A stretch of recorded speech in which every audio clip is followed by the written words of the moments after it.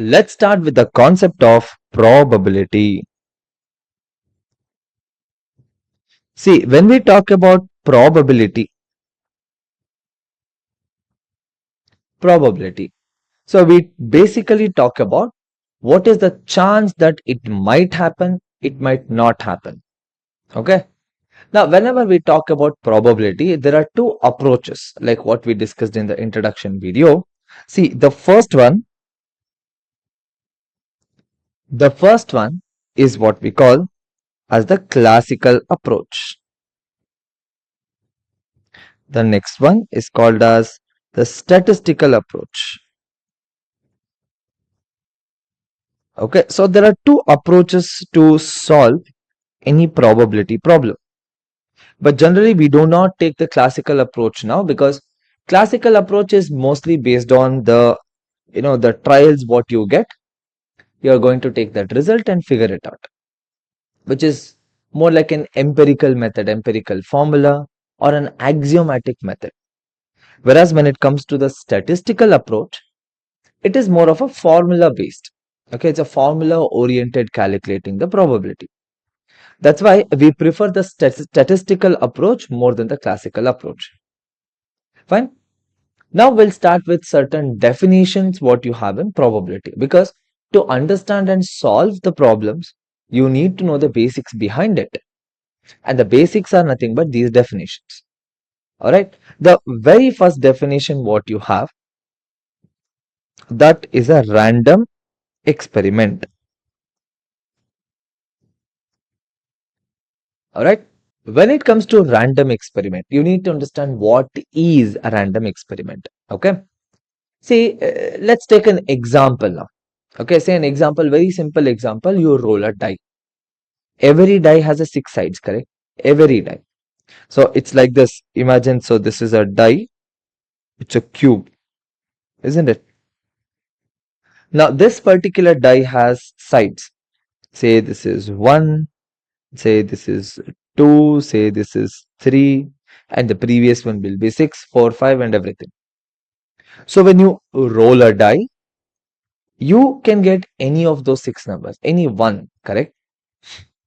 So a random experiment is what? It is that experiment which you are going to get the outcome from. Okay, so you roll a die, you are going to get an outcome, correct? So that rolling of a die, that is what we call as a random experiment. We can do so many of such things. So don't you think everything we do is a random experiment?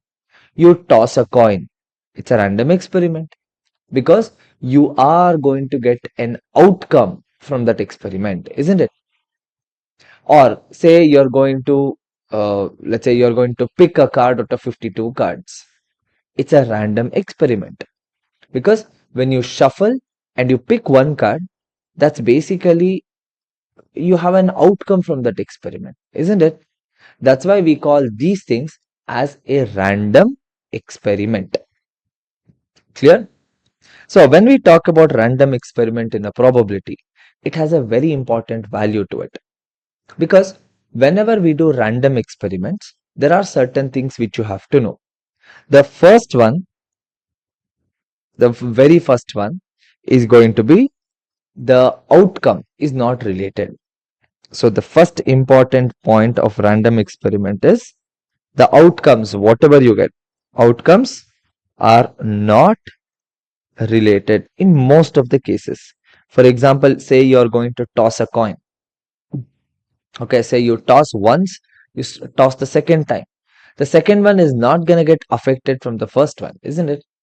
That's why what we say is the outcomes are not related to one another. Or say you roll a die. When you roll a die, let's say in the first case, say you got 1. Second case also you can get 1.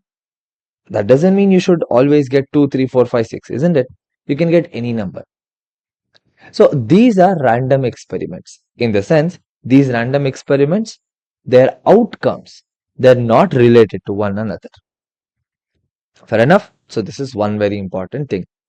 That's why in all probability experiments, we take a random experiment. Clear? This is one definition what you guys have to know. The second definition is sample space. It's a very, very important definition.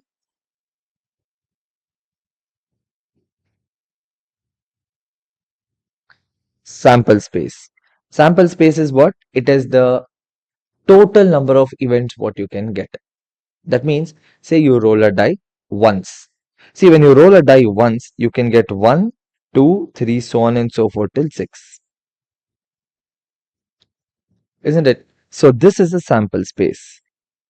Or say you are going to, let's say, toss a coin 3 times. When you toss a coin 3 times, you can get H, H, H. All three of them are H. It's a possibility. Or you can have H, H, T, or you can have H, T, H. So on and so forth. Your till T, T, T. All of them should be tail. Right? So you're going to have 8 possibilities, 8 different combinations, 8 different possibilities. So sample space is nothing but it is the collection of every set or every event that can happen with that particular experiment. Because when you roll a die, possibilities are 6. And when you combine all of them together, that is what we call as a sample space. Understood? So with these two definitions, few examples we'll see in the next video.